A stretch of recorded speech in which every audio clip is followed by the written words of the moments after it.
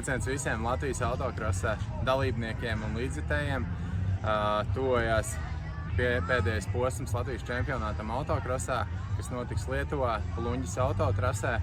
AX Latvijas čempionāts autokrosā dodas uz Lietuvu, kur būs saspringts cīņas par uzvarām pēdējiem čempionu tituliem. Un es domāju, ka nevienu centimetru neatdos trasē.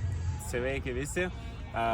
Taigi, kaip žinot, rugsėjo 16-17 dieną Plungėje vyks Latvijos čempionato 6. etapas, tai baigiamasis.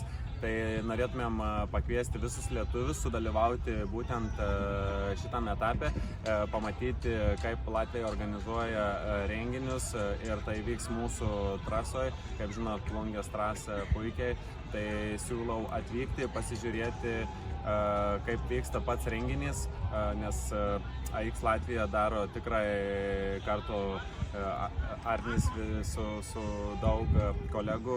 Tai manau, kad pats atvažiuoju sudalyvauti į renginius, kai yra galimybė, ir esu tikrai nustebęs, kaip gali būti iš mažo padaryti daug. Tai visus kviečiam sudalyvauti Latvijos čempionate ir prisijunkit, bus smagu. Ačiū. Viskas gerai. Paldies.